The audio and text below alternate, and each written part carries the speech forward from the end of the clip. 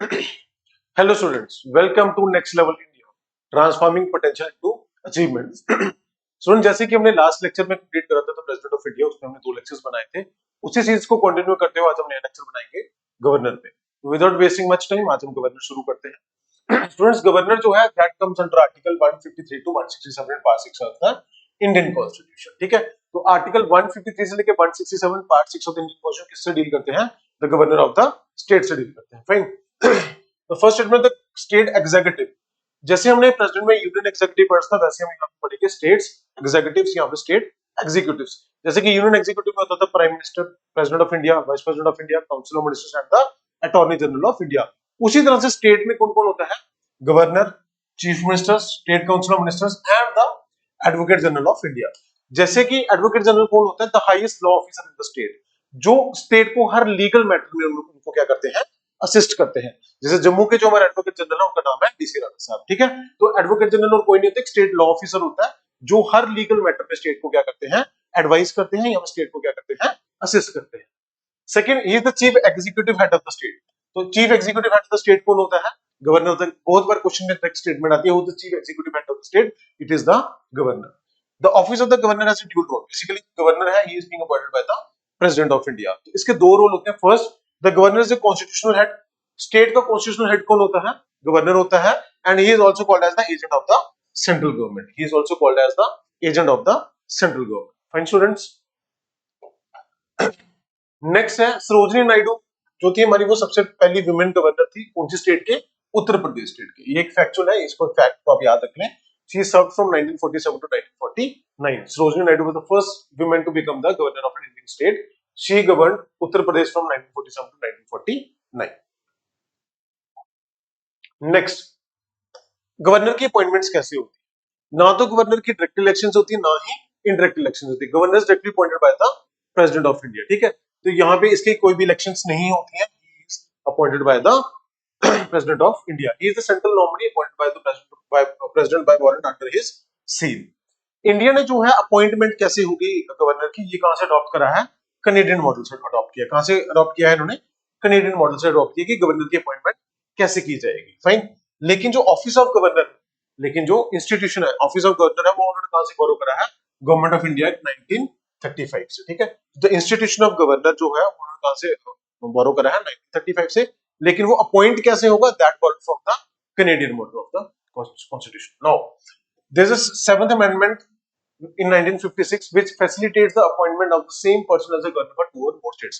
ये अपॉइंटमेंट से के बाद एक चेंजेस लाएगी कि एक इंडिविजुअल जो भी गवर्नर है किसी भी स्टेट का, उस गवर्नर को किसी एक या एक से ज्यादा स्टेट का गवर्नर भी बनाया जा सकता है।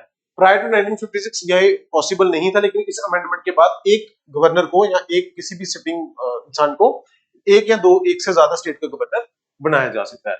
Supreme court in Hargovind case 1979, Office of the Governor of the State is not an employment under the central government. It is an independent constitutional office, not under the control or subordinate, nor an employment under the central government.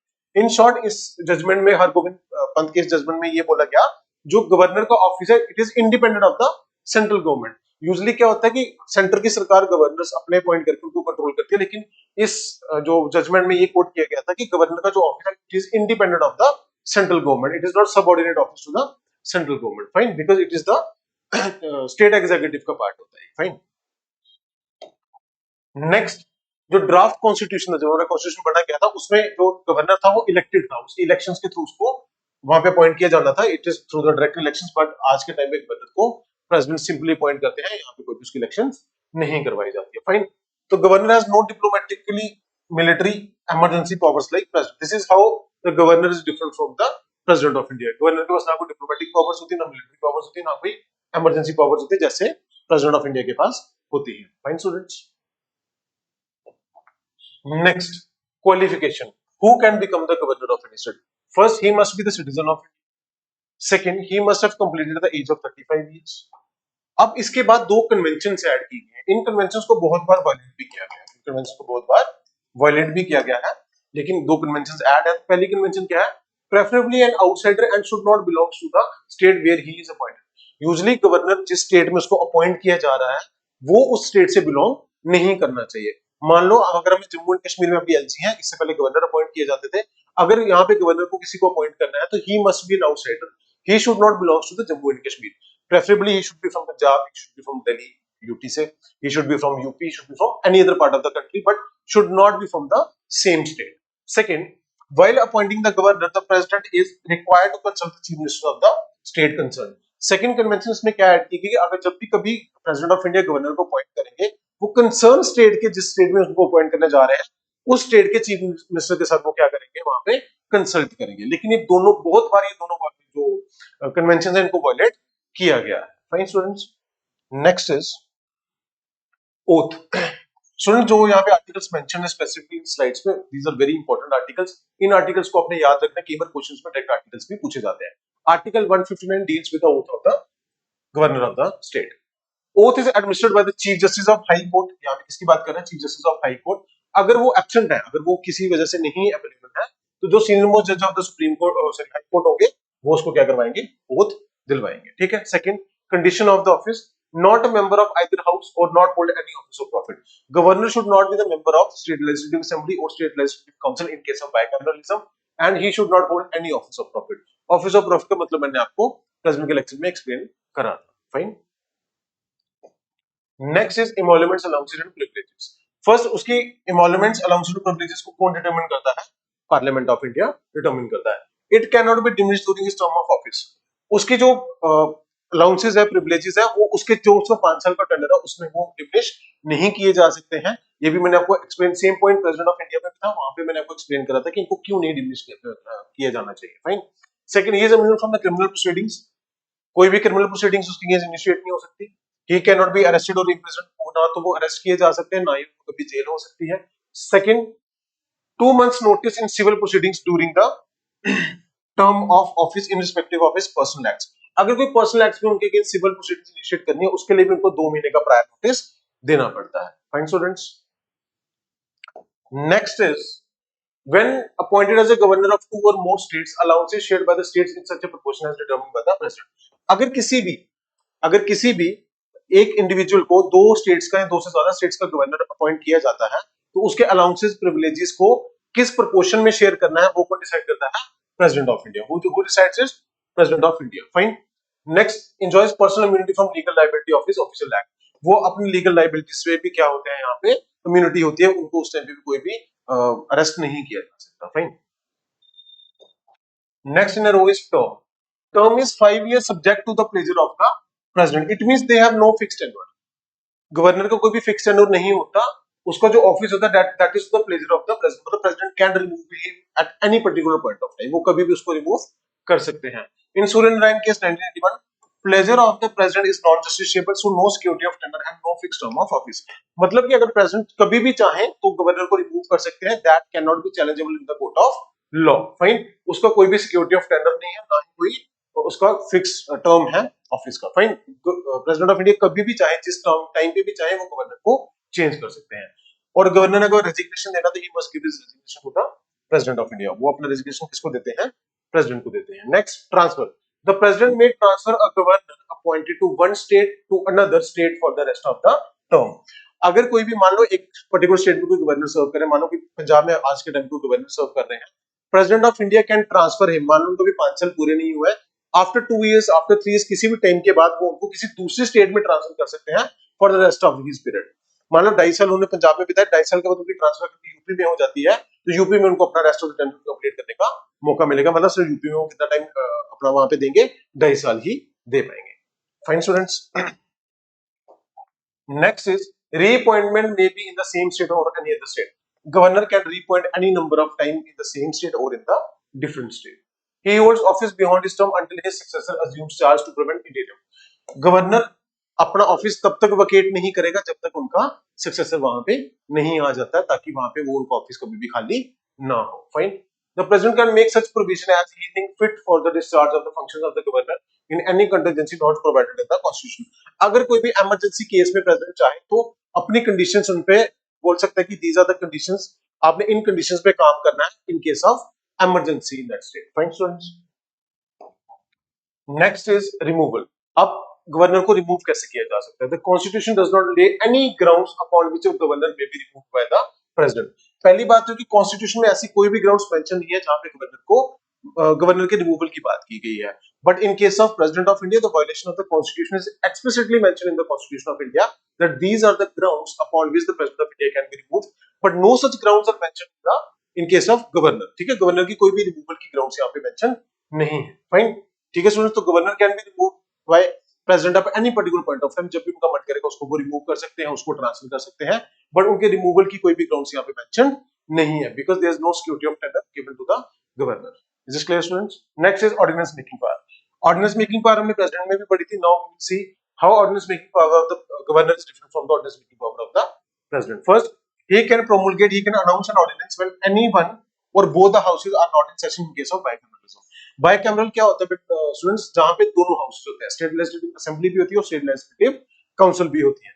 अगर एक भी house या फिर दोनों house उस time session में नहीं है तो governor can promulgate an ordinance. Governor उस टाइम पे कोई भी ऑर्डिनेंस प्रोमulgate कर सकता है। Fine. Next is only when the governor is satisfied that circumstances exist which render it necessary for him or her to take immediate actions to take action according to the 44th Constitutional Amendment Act, he is satisfied his satisfaction under judicial review.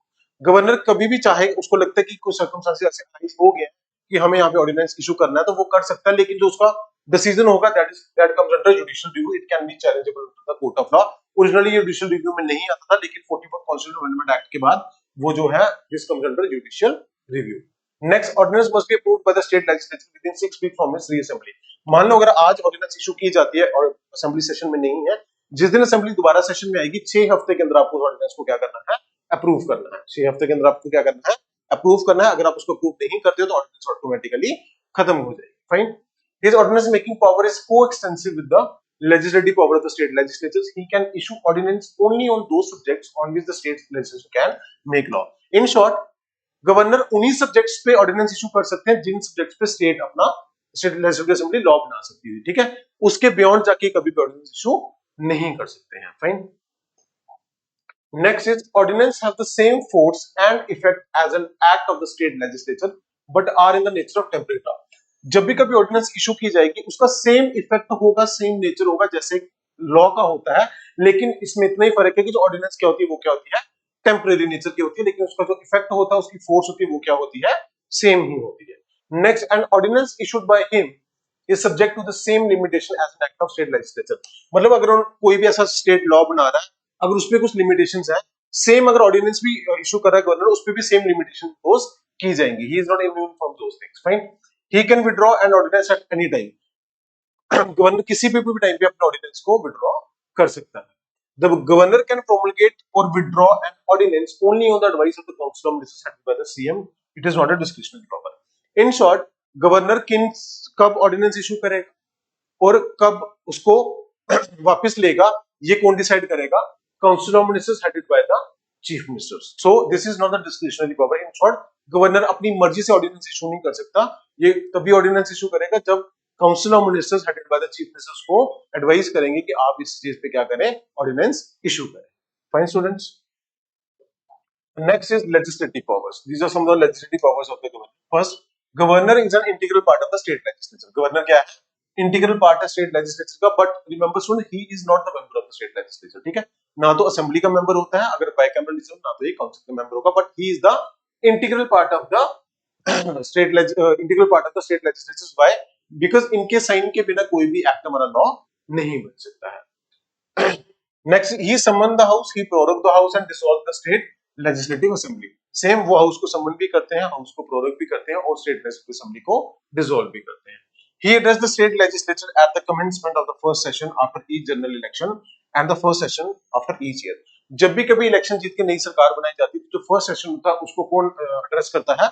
Governor करता है। और हर साल का जो नया session होता है उसको भी कौन फर्स्ट मीटिंग में कौन एड्रेस करेगा? वो भी कौन करेगा? गवर्नर करेगा। ठीक है students. Next in row is send message to the house और houses of the state legislature with respect to a bill pending in the legislature और अदरवाइज। अगर कोई भी बिल पेंडिंग है और गवर्नर को लग रहा है कि दिस बिल जो है कि इंपॉर्टेंट नेचर का है, उस केस में गवर्नर उनको मैसेज भेज सकता है स्टेट लेजिस्लेटिव असेंबली को या फिर काउंसिल को कि आप उस बिल पे क्या लें, कुछ ना कुछ एक्शन लिया जाए। Fine. He appoints any member of the state legislative assembly councils to preside over the proceedings when the office of both speaker and chairman and the deputy speakers fall vacant. Students दो conditions है, एक होता है vacant होना और एक होता है एब्सेंट होना। अगर तो स्पीकर या डिप्टी स्पीकर एब्सेंट है तो जो चेयरपर्सन का पैनल होता है उनमें से कोई इंसान वहां पे प्रिजाइड करता है। लेकिन अगर ये सीट्स वेकेंट है किसी वजह से, स्पीकर की, डिप्टी स्पीकर की, चेयरमैन की, डिप्टी चेयरमैन की, उस केस में जो होता है गवर्नर किसी भी मेंबर को उस टाइम पे प्रिजाइडिंग ऑफिसर उस हाउस का क्या कर सकता है, अपॉइंट कर सकता है। ठीक है, so there is difference of vacancy and absent. Fine. Similarly, he can appoint any members of the state legislature council to preside over its proceedings when the office of the both chairman and the deputy chairman falls vacant. So similarly, जैसे अगर किसी state में council भी है तो council का presiding officer कौन होता है, चेयरमैन। अगर चेयरमैन और डिप्टी चेयरमैन की सीट वेकेंट है उस केस में भी गवर्नर किसी भी मेंबर को वहां पे अपॉइंट कर सकता है उस दिन के लिए प्रेसिडिंग ऑफिसर। ठीक है students. Next is he nominates 1/6 member in the state council. कितने मेंबर्स को नॉमिनेट करता है, 1/6 मेंबर्स को वहां पे नॉमिनेट करता है स्टेट काउंसिल के अंदर। Next he nominates one member to the state legislative assembly from Anglo Indian community. ये एंग्लो इंडियन कम्युनिटी 2020 से पहले एक मेंबर को नॉमिनेट किया जाता था, लेकिन 2020 के बाद जो एक मेंबर वाला कंसेप्ट है ये खत्म हो गया, बिकॉज लोकसभा में भी 2 मेंबर्स को नॉमिनेट किया जाता था Anglo Indian community by the president of India, but there is no more Anglo Indian community left in the country. So ये अभी ये वाला कंसेप्ट खत्म हो गया। 2020 से पहले वो एंग्लो इंडियन कम्युनिटीज को क्या करते थे, वहां पे अपॉइंट किया जाता था, नॉमिनेट किया जाता था। Next, he decides on the question of the disqualifications of members of the state legislature in consultation with the election commission. RP act 1951 में प्रेसिडेंट डिसाइड करते थे कि अगर कोई मेंबर डिस्क्वालीफाई किया जाएगा तो फाइनल डिसीजन किसका माना जाएगा, प्रेसिडेंट ऑफ इंडिया का, in consultation with the election commission. Same is the case with the state legislative assembly also. अगर किसी मेंबर को डिस्क्वालीफाई किया जा रहा है तो उसका जो फाइनल कॉल होगा वो कौन लेगा, गवर्नर लेगा, but in consultation with the election commission of India. ठीक है students. Next is pardoning power. ठीक है, आर्टिकल 161, सुन लिया आर्टिकल, याद रखना article 161 empowers the governor of the state so he can also grant pardon, commute, respite, reprieve and remission of punishment and the sentence of any person convicted of any offense against the state law। तो ये सारी की सारी powers governor के पास है, ये सारी की सारी पावर्स प्रेसिडेंट के पास भी थी, लेकिन how governors pardoning power is different from president's pardoning power। The pardoning power of the governor different from that of the president in the following two respects। First, ये कभी भी किसी भी को भी पार्डन नहीं कर सकते कोर्ट मार्शल के केस में। कोर्ट मार्शल वाले केसेस कौन पार्डन कर सकता है, सिर्फ only president of India. Governor के पास ये पावर नहीं है। तो ये दो डिफरेंसेस आपने याद रखना, क्योंकि एग्जाम में डिफरेंसेस ही पूछे जाएंगे ज्यादातर। The president can pardon the death sentence. President किसी के भी डेथ सेंटेंस को पार्डन कर सकता था, लेकिन governor can not pardon the death sentence. ठीक है, बाकी rest of the things can governor can do, but these two things are different from the pardoning power of the president of India. First, कि वो कोई भी court martial वाले case में pardon नहीं कर सकता। सेकंड, डेथ सेंटेंस को भी ये पार्डन नहीं कर सकता। ये दोनों पावर किसके पास है, प्रेसिडेंट ऑफ इंडिया के पास। ठीक है students. Next is discretionary power. Discretionary powers क्या होता है कि आप कहां पे अपनी मर्जी चला सकते हैं। पहला है कॉन्स्टिट्यूशनल डिस्क्रिशन, जो कॉन्स्टिट्यूशन में मेंशन है। First, reservation of bill for the president's consideration.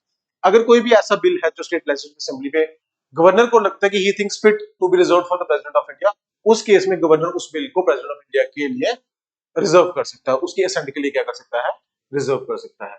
Second, recommendation for presidents rule. अगर स्टेट में प्रेसिडेंट रूल की जरूरत है, स्टेट कॉन्स्टिट्यूशन मशीनरी फेलियर हो जाता है, उस केस में भी जो गवर्नर है प्रेसिडेंट को बोल सकते हैं कि यहाँ पे प्रेसिडेंट रूल की जरूरत है। Second, administration of adjoining duty. इसमें क्या होता है स्टूडेंट्स, मान लो एक स्टेट के साथ कोई ड्यूटी लगती है और प्रेसिडेंट ऑफ इंडिया गवर्नर को बोल सकते हैं कि एडजॉइनिंग ड्यूटी को भी आप देखिए। ठीक है, तो ये फाइनल ऑर्डर किसका होता है, प्रेसिडेंट ऑफ इंडिया को। तो वही गवर्नर को बोलेंगे कि एडजॉइनिंग ड्यूटी का आप क्या बन के जाए, वहां पे एडमिनिस्ट्रेटर बन के जाए और उस ड्यूटी को क्या करे, एडमिनिस्ट्रेट करे। ठीक है students. Next, seeking information from the chief ministers regarding administrative and legislative policies.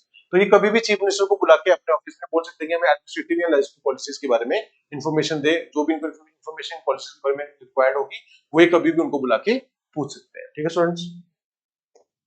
Next is he determining the amount payable by the government of Assam, Meghalaya, Tripura and Mizoram to an autonomous tribal district. ये autonomous tribal district students 6 schedule में cover होती है। वहां पे क्या है, वहां पे बेसिकली मिनरल के लाइसेंसिंग होते हैं, मिनरल्स एक्सप्लोरेशंस होती हैं। इन ये अमाउंट्स पेबल, इनको कितने अमाउंट्स दिए जाएंगे ये कौन तय करेगा, गवर्नर तय करेगा। ठीक है students.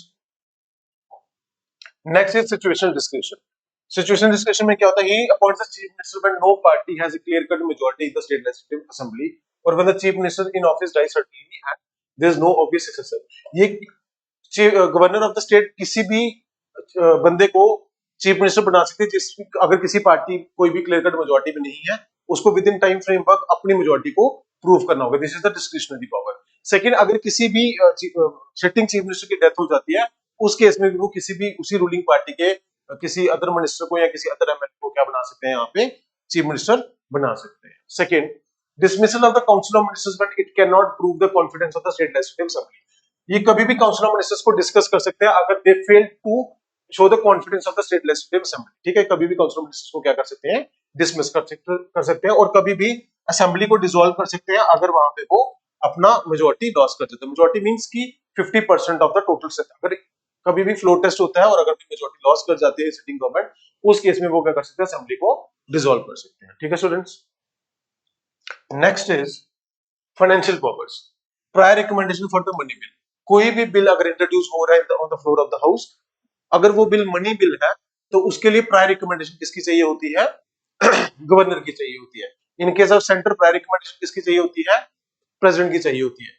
Weather a bill is a money bill, it is the sole discretion of the speaker. Speaker decide करेगा वो मनी बिल है या नहीं है, लेकिन मनी बिल प्रोड्यूस करने की प्रायर परमिशन किसकी चाहिए होती है, स्टेट के केस में गवर्नर की चाहिए होती है और सेंट्रल के केस में प्रेसिडेंट ऑफ इंडिया की चाहिए होती है। ठीक है। Second, prior recommendation for the demand of grants. अगर आपको कोई भी ग्रांट्स के लिए डिमांड करनी तो उस केस में प्रायर रिकमेंडेशन किसकी चाहिए, यहाँ पे गवर्नर की चाहिए। I am talking about the state.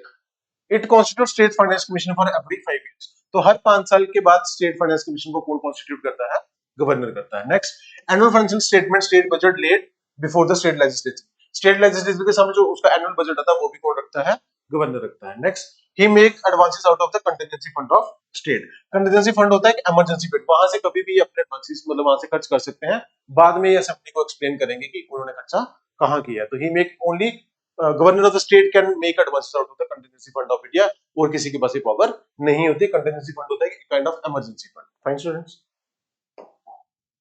Next is judicial power. He is being consulted by the president while appointing जजेस of the high court. Students याद रखना, जजेस को सुप्रीम कोर्ट के हो चाहे हाई कोर्ट को, उनको अपॉइंट कौन करता है, प्रेसिडेंट ऑफ इंडिया। लेकिन जब जजेस ऑफ हाई कोर्ट को अपॉइंट किया जाएगा, कंसर्न स्टेट के गवर्नर को क्या किया जाएगा, यहाँ पे कंसल्ट किया जाएगा, किसके द्वारा, प्रेसिडेंट के द्वारा। तो ये क्वेश्चन कभी भी आप गलत मत करके आना। प्रेसिडेंट सिर्फ उस स्टेट के गवर्नर को कंसल्ट करता है जिस स्टेट के हाई कोर्ट के जजेस को वो क्या करने जा रहा है, अपॉइंट करने जा रहा है। लेकिन अपॉइंट कौन करता है, प्रेसिडेंट ही करता है, चाहे सुप्रीम कोर्ट के जजेस हो चाहे किसी स्टेट के हाई कोर्ट के जजेस हो। Second, he make appointments, postings and promotion of the district judges in consultation with the state high court। State high court के मतलब जब भी उनको अपॉइंटमेंट्स करनी होती है, पोस्टिंग्स करनी होती है, प्रमोशन करनी है किसी भी डिस्ट्रिक्ट जज की, वो स्टेट हाई कोर्ट की कंसल्टेशन के साथ ही की जाती है। गवर्नर अपनी मर्जी से कुछ भी ऐसा नहीं कर सकते हैं। he appoints person to the judicial service of the state other than the district judges। District जजेस के अलावा जो इसके नीचे के जजेस होते हैं, मुंसिफ वगैरह, वो कौन अपॉइंट करता है, गवर्नर करता है। और ये सारी की सारी जो सिलेक्शंस होती है ये स्टेट पीसीएस द्वारा की जाती है, स्टेट पीएससी द्वारा की जाती है। ठीक है स्टूडेंट्स। तो डिस्ट्रिक्ट जजेस के नीचे के जितने भी जजेस हैं वो डायरेक्टली एक एग्जाम पास करके आते हैं जो स्टेट पीसीएस कंडक्ट करता है। उनकी अपॉइंटमेंट्स कौन करता है, governor of the concern states. ठीक है स्टूडेंट्स। तो students with this we are end with governor now. Governor हमारा एक ही लेक्चर में खत्म हो गया है। इसके बाद जो नेक्स्ट लेक्चर होगा वो होगा हमारा वाइस प्रेसिडेंट ऑफ इंडिया का। आप इस लेक्चर को एक बार देखें, सारी स्लाइड्स को रीड करें। आई अश्योर यू आपका ऐसा कोई भी पॉइंट नहीं होगा जो हमने इसमें कवर नहीं किया हुआ है। इसके बाद हम president of vice president of India cover करेंगे। जब तीनों टॉपिक्स कवर हो जाएंगे will come up with the MCQs. आप आई अश्योर यू अगर आपने लेक्चर्स अच्छे से देखे होंगे तो आप आराम से वो सारे के सारे एमसीक्यू सॉल्व कर सकते हो। Thank you students, catch you soon. Thank you.